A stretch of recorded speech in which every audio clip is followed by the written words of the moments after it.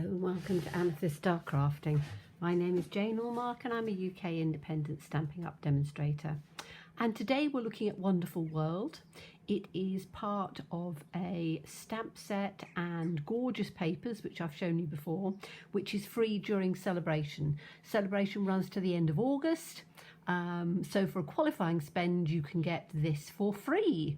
So I've done some different things with it so far, but I thought I would do something different again. So we're going to be using the stamparatus, and we're going to be using this flower this time. I've used both of those and I haven't used this one yet, so it's time to use this one. And I've done some of it because I thought that it would take a little bit of too long to do all the way through because we want to do some colouring. So I'm using the stamparatus. I'm using my wreath template. If you're new and you haven't heard of my wreath template, I will put a link below to it, but I think most of you know my wreath template. I've had it up for a good few years now, and it's very easy and simple. You make it with our grid paper and just literally mark it out. Very simple to do. I've laminated mine and I've had it laminated for a long time, and you literally just move it round and it gives you a lovely pattern. So I'm doing mine with, you can see that the image is right down here in the center. So you basically put your image down. So let me just show you on here. You put your image down. So if it was a plain piece of paper, you put your image down like that. And first of all, you take your, I'm just going to clean this off because I don't need to do it. So let me get my Simply Chamois, but then I can show you what I'm talking about so people who haven't seen it aren't completely confused. So I'm just cleaning that off. So you get your stamp, you place it down on your positioning tool, which I wanted it to be here. So I've got it in the center so I can get them all and they don't overlap too much. Then you put your the lid, pick it up, and then you can ink it up. I can't get it all on. You ink it up and then just put it down. Brilliant positioning tool. So we now have that. I don't need that anymore, so I can move my stamparatus out of the way. Put my stamp back in. I can sit down now because I was wanting to make sure that I had it where I wanted to. Okay, so we used crumb cake for this, which gives a nice sort of neutral colour, and I can put that back in here. Then we're going to take our watercolour pencils again.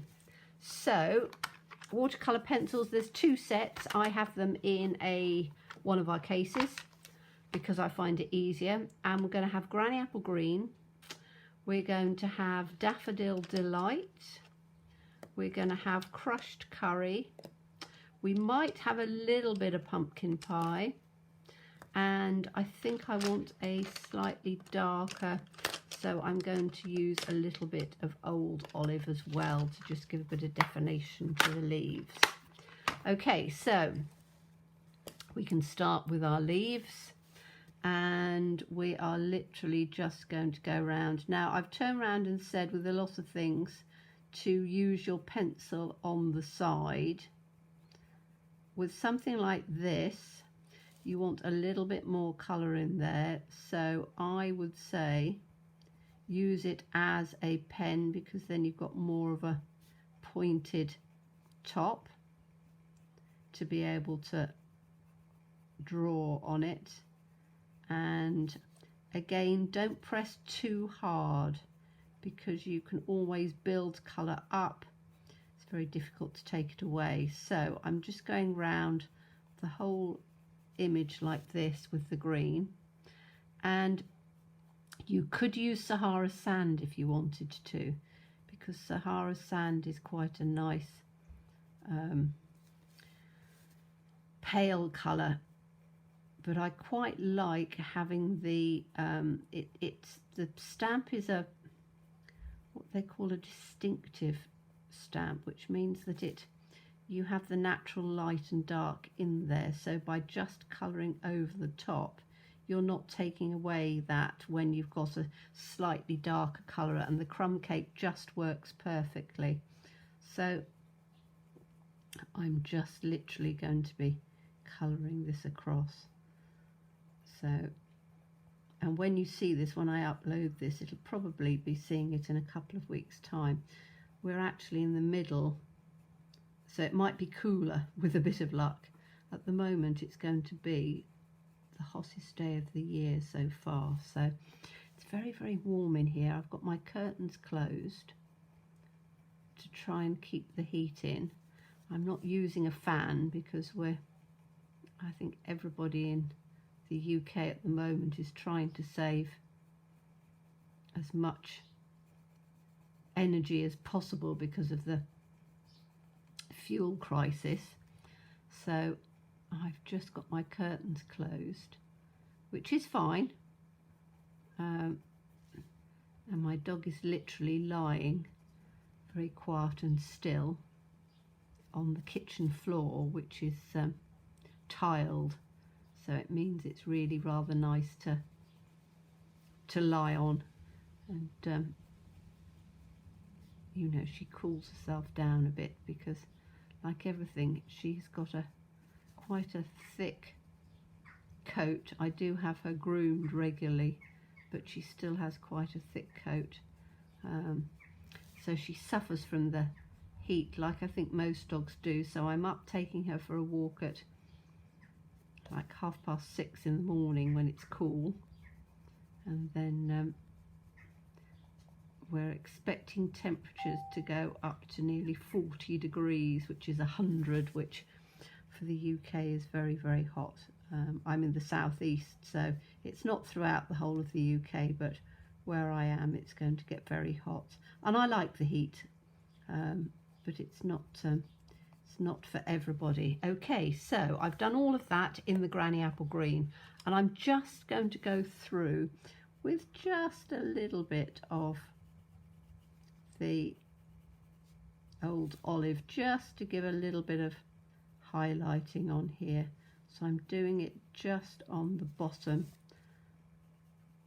all the way round, to just, as say, give just a little bit of colour on here.